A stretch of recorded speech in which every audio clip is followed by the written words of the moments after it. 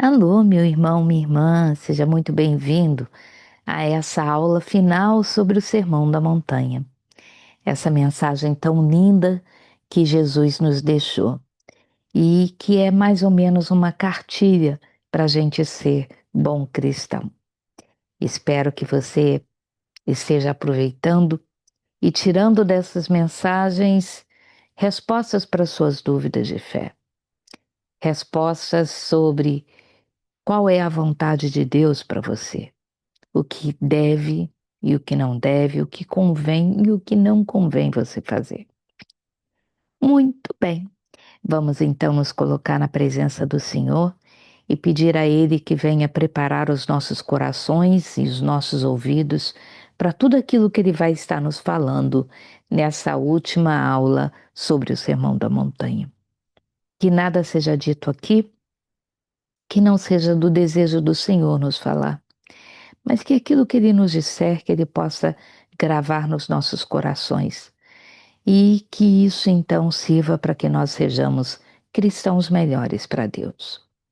Que Ele receba todas as nossas preocupações, as nossas angústias, as nossas revoltas. Que Ele receba as pessoas que nós amamos e todas aquelas por quem a gente se comprometeu a rezar.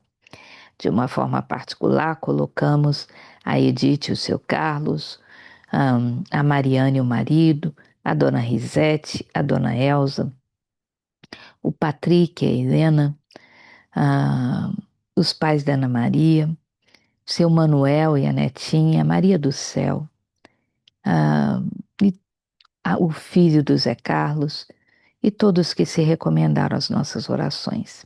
Que o Senhor os acolha, cuide deles por nós, para que o nosso coração tranquilo possa cuidar daquilo que é Deus. Enfim, que estejamos aqui unidos e reunidos em nome do Pai e do Filho e do Espírito Santo. Amém. Vamos ver então o que o Senhor separou para nós nesse dia.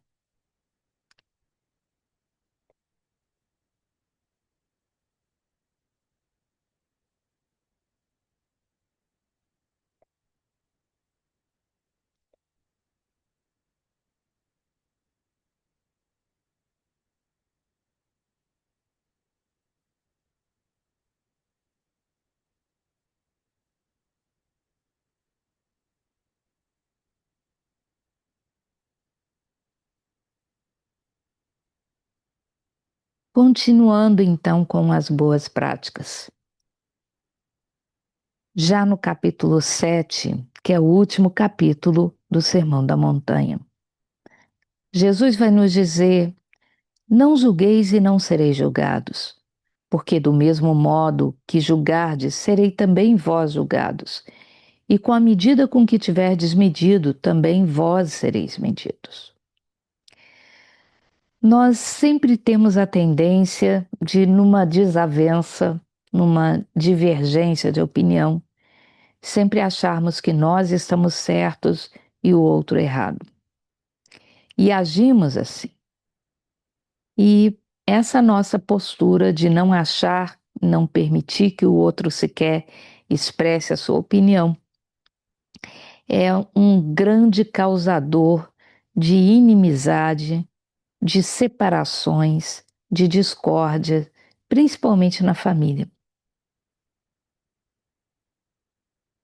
Nós não sabemos se nós estamos certos ou errados, porque a nossa capacidade de enxergar a nossa realidade se limita àquilo que está imediatamente ao nosso redor.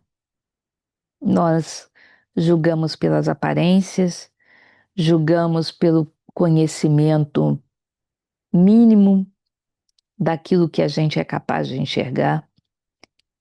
E com isso, muitas vezes, colocamos etiquetas e condenamos o outro, quando na verdade, se toda a verdade viesse a ser conhecida, talvez nós perceberíamos que nós é que estamos errados e eles certos. A gente sempre parte do pressuposto que o outro é mau e nós somos bons, que o outro tem más intenções e a nossa intenção é pura. E não necessariamente é assim. Toda vez que julgamos, nós estamos cometendo uma injustiça, porque, na verdade, estamos julgando pelo pouco que sabemos e não pela totalidade dos fatos. Jesus nos ensina que a gente não deve julgar ninguém, porque se você for rigoroso no julgamento com o outro, por uma questão de justiça, Deus vai exigir rigor também no seu próprio julgamento. Então, ele deixa aqui muito claro: a mesma medida com que tiverdes medido, também vós sereis medidos. Nós vemos apenas aparências e não coração. E isso limita a nossa possibilidade de enxergar essa verdade completa. Então, devemos nos furtar de julgar, porque geralmente o nosso julgamento condena o outro e não libera. Ora, meus irmãos, se nós tivermos uma mente aberta, um coração generoso, que procura ver o bem e não o mal nas outras pessoas, é assim também que nós seremos tratados por Deus. E Jesus explica isso muito claramente a partir do versículo 3, quando ele diz: Por que olhas a palha que está no olho do teu irmão e não vês a trave que está no teu? Como ousas dizer ao teu irmão: Deixa-me tirar a palha do teu olho, quando tens uma trave no teu? Hipócrita, tira primeiro a trave do teu olho, e assim verás para tirar a palha do olho do teu irmão. Né? Então, esse nosso olhar condenatório, né, julgador, é isso que Jesus quer nos poupar. Se temos abertura de coração e procuramos ver o bem e não o mal, é exatamente assim que nós seremos tratados por Deus.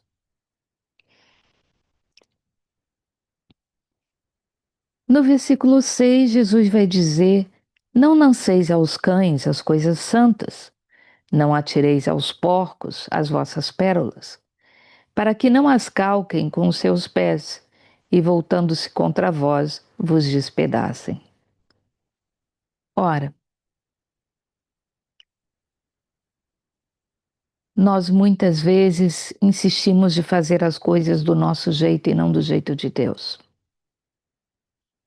E quando fazemos do nosso jeito, contrariando o plano de Deus, estamos atirando pérolas aos porcos. Porque não adianta bater no coração daqueles que estão trancados para Deus. Deus não é uma verdade que a gente pode impor ao outro e forçar o outro a abraçar. Deus, na verdade, tem que ser ofertado. E as coisas de Deus têm que ser ofertadas também. Se Ele, que é o Senhor, Ele bate na porta e espera que seja aberta, mas nunca invade, como nós podemos querer empurrar as coisas santas, ou seja, querer forçar o outro a acreditar em Deus quando ele não deseja acreditar? O pior cego é aquele que não querem ver. E nós temos que respeitar o momento dos outros.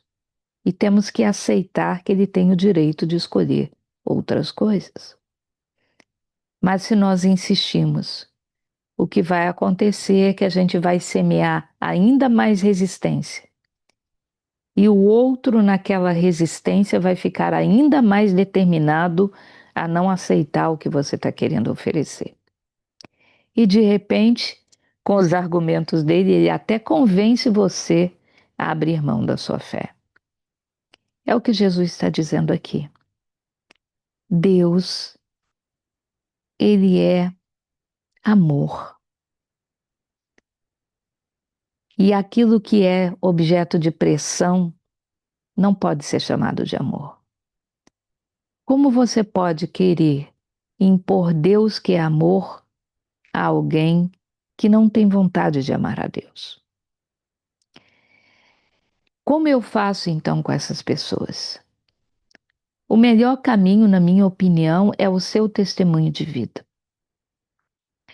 O Papa Paulo VI, na encíclica Evangelii Nuntiandi, a evangelização para o mundo de hoje, ele diz que ninguém se converte por ouvir palavras bonitas, mas as pessoas se convertem por ver um bom testemunho. E que se as pessoas se convertem por palavras bonitas, é porque além das palavras bonitas, aquela pessoa que está falando vive aquilo que está pregando.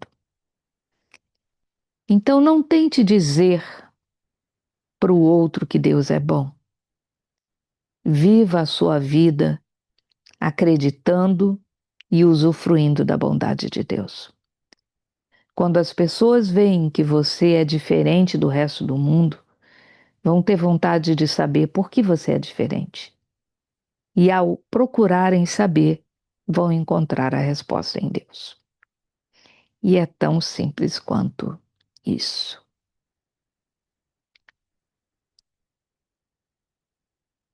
Jesus, no versículo 7, nos diz: Pedi e se vos dará, buscai e achareis, batei e vos será aberto. Porque todo aquele que pede, recebe. Quem busca, acha. A quem bate, abrir-se-á. É tão lindo isso, porque nos fala da confiança em Deus. Se você pedir a Deus, Ele vai te dar. Se você buscar a Deus, você o vai encontrar. Se você pedir a Deus que abra a sua porta, Ele vai abrir. Porque Deus nos ama. Ele é aquele pai do filho pródigo que fica na janela esperando para ver quando o filho vai voltar. Tudo que Deus quer é que você dê uma chance para Ele. Então, se você pede, Ele certamente ali vai estar para te dar. A não ser que o que você esteja pedindo seja mal para você. Aí Ele não vai te dar. Por quê? Porque Deus é incapaz de fazer o mal para você. Nós muitas vezes acreditamos que sabemos o que é bom e o que é mal para nós, mas isso nem sempre é verdadeiro. Quantas vezes nós queríamos muito uma coisa, muito, muito, muito, e quando a gente consegue, percebe que aquilo, na verdade, não é bom para nós, né? Quando a gente confia e entrega a Deus as coisas, nós sabemos que Ele vai fazer o que é bom para nós, sempre. Eu me lembro que, quando eu me casei, eu fiquei grávida da minha filha Raquel com 3 meses. E eu ainda estava cursando mestrado, com um emprego bem mal pago. E ah, foi um ano difícil, porque Eduardo também estava começando na dublagem. E a gente não tinha muita coisa. Meu sogro até tinha uma boa condição financeira, mas meu marido tinha feito um voto de não pedir nada para o pai.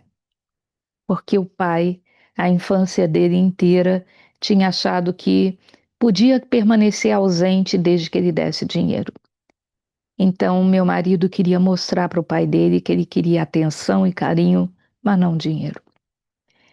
Então, naquele primeiro ano de casado, minha mãe, pobre, sem recurso, era quem muitas vezes chegava na nossa casa com a feira, com alguma ajudazinha para a gente conseguir se virar. Quando a minha filha Raquel fez 1 ano, eu soube que tinha um concurso para contador do Arsenal da Marinha. Eu fiz a prova, passei no concurso. Mas no dia que eu soube que havia passado, eu soube que estava grávida do meu segundo filho. E eles não quiseram me contratar porque eu estava grávida. Muita gente disse: você pode entrar com mandato de segurança, você vai ser contratada.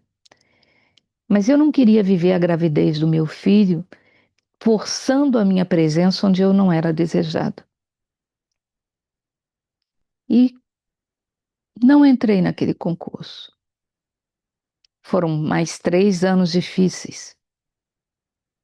Quando meu filho fez 2 anos, eu soube que ia haver um concurso para contador do BNDES. Eram 7 vagas Brasil. Eu soube que tinha passado nesse concurso no mesmo dia que eu soube que estava grávida do meu terceiro filho. Porque as coincidências de Deus são exatamente assim. E a minha mãe ficou desesperada. Oh, meu Deus, mais uma chance de emprego que você vai perder. Só que eu não perdi. Deus tinha me dado 3 anos depois aquilo que os homens me tinham negado 3 anos antes. Mas as condições de emprego no BNDES eram muito melhores do que a vaga que eu tinha perdido no Arsenal da Marinha. Então confia que Deus sabe o que é melhor para você. Aprenda a sofrer as demoras de Deus, porque se está demorando é porque Ele está preparando algo muito melhor para você. Mas peça com fé aquilo que você precisa. E certamente você vai descobrir que você tem um Deus super generoso, que te dá muito além daquilo que você pede. Buscai primeiro o reino de Deus e tudo mais vos será dado por acréscimo. É assim que Deus faz. É assim que Deus age. Se você busca Deus, não existe risco de você não encontrar. Porque muito mais do que você tem ânsia de encontrar a Deus, Deus tem uma incomensurável vontade de ter você perto dele. Então busque, e você certamente vai achar. Batei na porta do céu, e ela vai se escancarar para você. Porque lá tem uma morada com teu nome. Uma morada que Jesus foi preparar para você.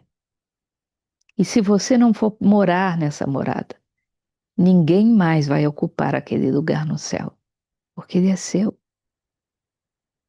Deus quer você junto dele. E quer também todos aqueles que você ama. Eu sempre digo que eu tenho um filho que infelizmente é ateu. Não, graças a Deus, porque ele queira pintar o mundo de vermelho por aí, mas porque ele é um cientista recalcado e acha que na equação da ciência dos homens não cabe Deus. O que não é verdade. Mas ele um dia vai descobrir isso. E uma vez eu estava desesperada rezando a Deus pela conversão do meu filho. E Deus me deu uma resposta que resolveu o meu problema. Ele disse para mim: Vânia, antes de você desejar a conversão do seu filho, isso é também o que eu desejo.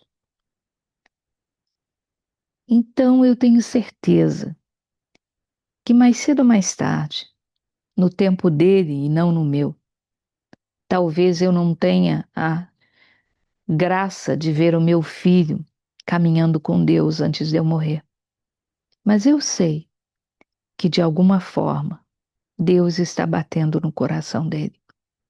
E quando ele abrir, Deus vai se revelar para ele também. Confia, entrega e deixa Deus conduzir o barco. Quando a gente quer tomar o leme das mãos de Deus, geralmente a gente leva o barco para onde ele não deve ir. E Jesus continua explicando por que a gente pode confiar tanto assim. Porque ele diz: Quem dentre vós dará uma pedra a seu filho, se esse lhe pedir um pão? E se lhe pedir um peixe, dar-lhe-á uma serpente? Se vós, pois, que sois maus, sabeis dar boas coisas aos vossos filhos, quanto mais o vosso Pai Celeste dará boas coisas aos que lhe pedirem. Então, peça. É importante que você peça. A oração é muito importante para Deus. Os teólogos dizem que a oração é a autorização que a gente dá a Deus para intervir na nossa vida. Porque por causa do livre-arbítrio, ele fica quietinho, esperando que a gente peça a ele que venha agir em nós.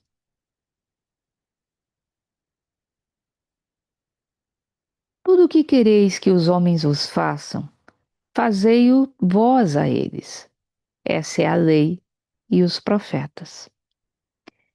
Nós muitas vezes queremos que o mundo gire ao nosso redor, que Deus faça o que a gente quer, que os homens gostem do que a gente gosta, queiram o que a gente queira e faça por nós aquilo que a gente quer que eles façam por nós. E a gente então quer, pede, pede, pede, mas nunca faz.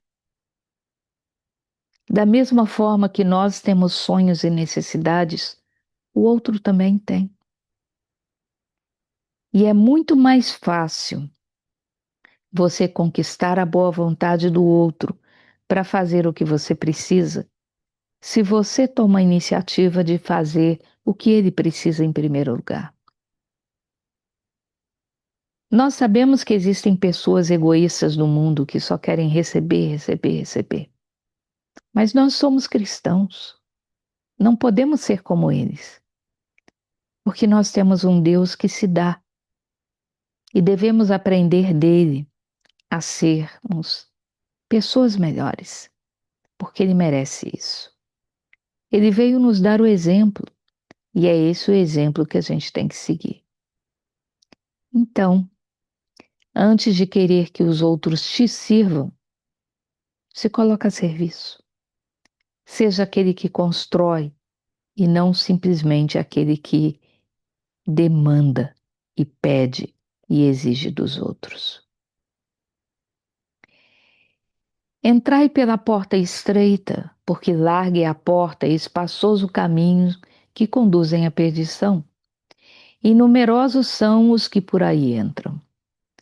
Estreita, porém, é a porta e apertado o caminho da vida, e raros são os que o encontram. Que verdade isso, né? O mundo está cheio de pessoas que querem o lado mais fácil da vida. O lado mais fácil é fácil, mas não te leva onde você precisa chegar. Tudo na vida que a gente tem de forma muito fácil, a gente valoriza muito pouco. Mas aquilo que a gente conquista com nosso esforço, com suor no rosto, sempre tem um valor muito maior para nós. E não tem nada mais valioso no mundo do que a vida eterna. Para nossa sorte, grande parte do preço que precisava ser pago para a gente chegar lá, Jesus já pagou por nós numa cruz. Mas isso não quer dizer que a gente vai cruzar os braços e simplesmente esperar entrar nesse paraíso. A nossa parte no sacrifício de Jesus é confiar nele e viver o evangelho que ele pregou. Não é fácil viver esse evangelho. O mundo está sempre pronto a tentar nos seduzir para negar o evangelho e abraçar os valores do mundo. Nós podemos escutar o mundo, onde o caminho é largo e a porta é espaçosa. Ou nós podemos entender que os melhores perfumes vêm nos menores vidros. E entender que o que é fácil não necessariamente é o melhor. E carregar a nossa cruz. Sim, Jesus carregou, por que nós não? No que nós somos melhores do que o Mestre? Então, não escolha o lado fácil. O lado fácil tem muitas armadilhas. A porta é estreita, é estreita. O caminho é difícil, mas não tem armadilha lá. Porque esse é o caminho que Jesus trilhou em primeiro lugar para garantir para você que é seguro. Pode pisar com o pé firme. Não tem areia movediça ali. Pode caminhar sem medo.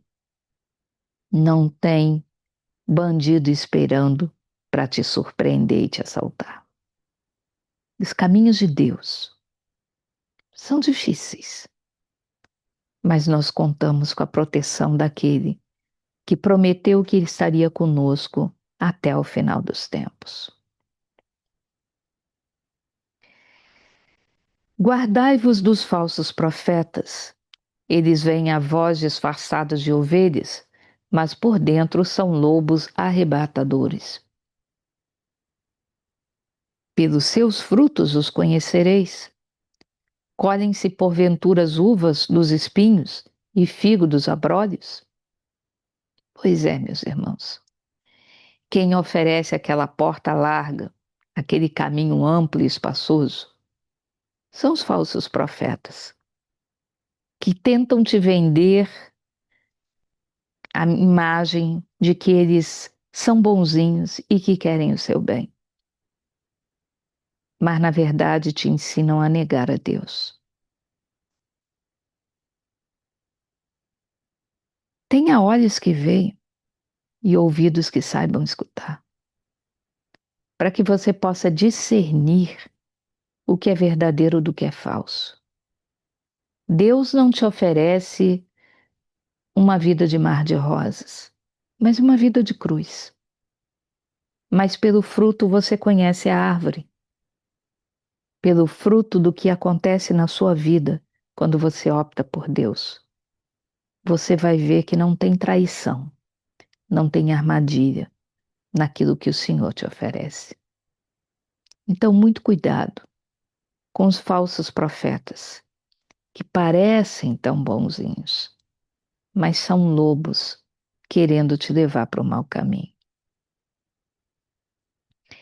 Toda árvore boa dá bons frutos, toda árvore má dá maus frutos. Uma árvore boa não pode dar maus frutos, nem uma árvore má bons frutos. Toda árvore que não der bons frutos será cortada e lançada ao fogo. Pelos frutos os conhecereis. São Paulo, em Gálatas 5:22, diz que o fruto de ser conduzido pelo Espírito Santo e não pelos falsos profetas é amor, paz, bondade, mansidão, autodomínio, alegria, fidelidade, paciência. Tudo aquilo que a gente quer ter na nossa vida. Mas o fruto de se deixar conduzir pelo caminho fácil que os maus pastores te oferecem é inveja, orgulho, concupiscência, luxúria, egoísmo, vaidade. Faça a sua escolha. Pelo fruto você conhece a árvore. Se você escolhe Deus, você vai dar bons frutos. Se você escolhe os inimigos de Deus, na tua árvore não tem esperança. E você vai ver o quão enganado você foi mais tarde. Esse é um dos versículos mais duros de toda a Bíblia. Mateus 7:21, um clássico, onde Jesus diz: Nem todo aquele que me diz Senhor, Senhor entrará no reino dos céus, mas sim aquele que faz a vontade do meu Pai que está nos céus. Ou seja, tem muita gente que fala muito bonito de Deus, mas vive muito pouco o Evangelho do Senhor. Não basta falar, não basta fazer de conta. É necessário praticar o Evangelho.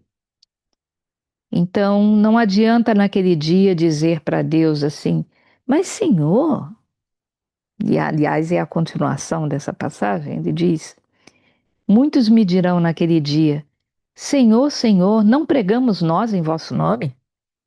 E não foi em vosso nome que expulsamos os demônios e fizemos muitos milagres? E no entanto eu lhes direi, nunca vos conheci, retirai-vos de mim, operários maus.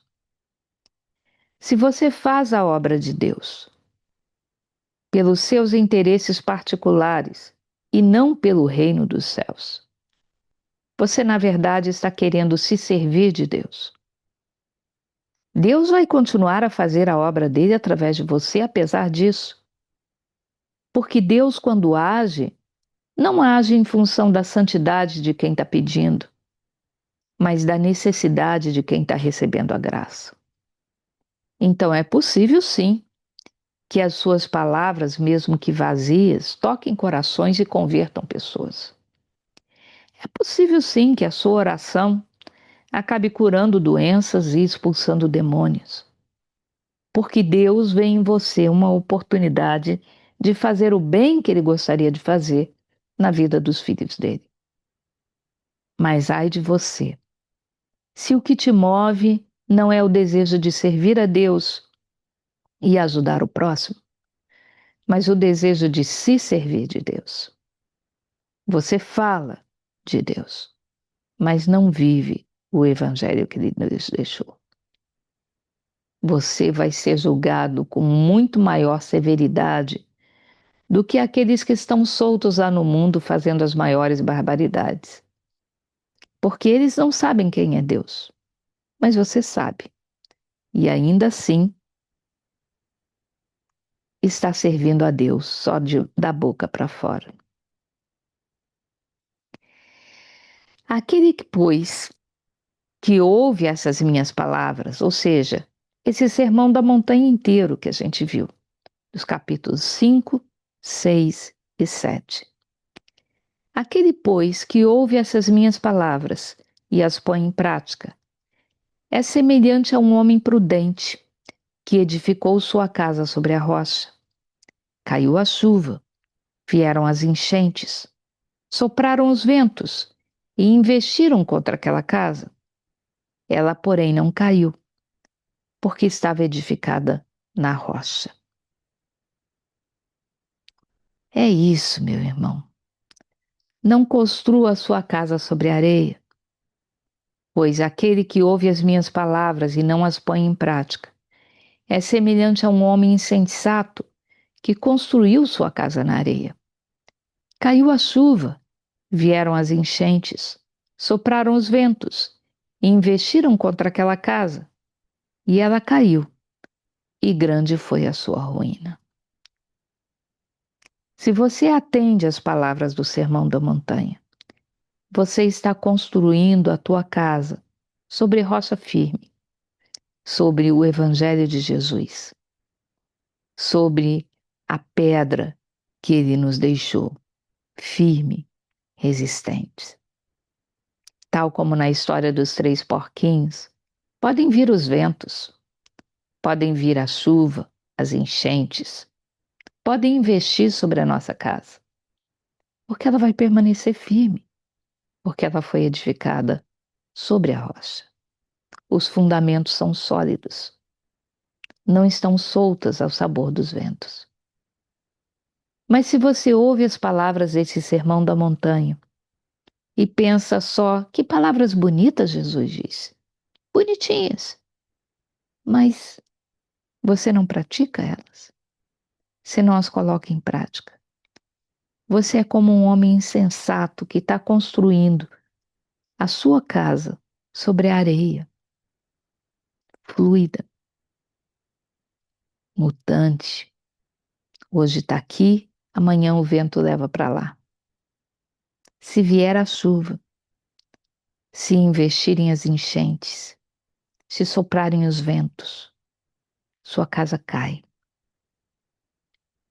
e leva com ela todos os seus sonhos, toda a sua vida, tudo aquilo que você valoriza.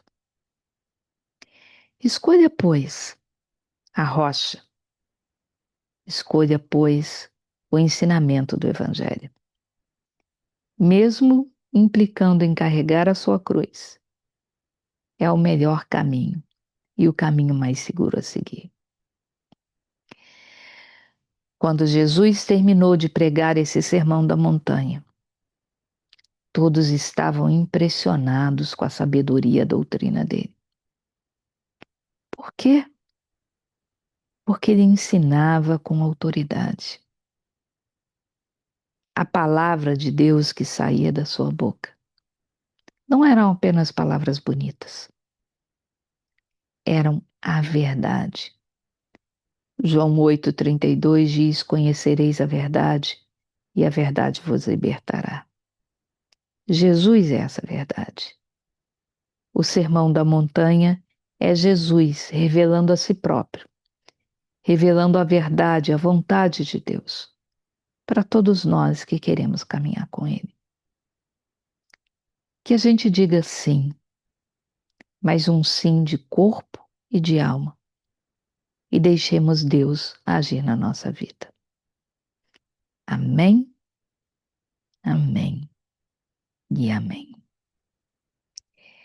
Meu irmão, minha irmã, se você assistiu essa aula online, e é claro, todos estão assistindo online, porque eu infelizmente não estou no Rio para dar aula presencial essa semana, não deixe de enviar um e-mail para o Lumen Christi para a gente poder computar a sua presença. E se você, por um acaso, assistiu essa aula e ainda não é aluno do Lumen Christi, mande o seu nome para que a gente possa fazer a sua matrícula. O curso é gratuito, mas você só recebe o certificado se for um aluno registrado. Então, pode começar o curso em qualquer momento. Estaremos lá, de braços abertos, para acolher você. Que o Senhor nos abençoe e nos guarde. Que Ele volte para nós o seu rosto e se compadeça de nós. Que Ele nos mostre a sua face e nos dê a sua paz. É o que pedimos em nome do Pai, e do Filho, e do Espírito Santo. Amém. Semana que vem ainda estaremos virtuais. Fiquem com Deus e tenham uma boa semana.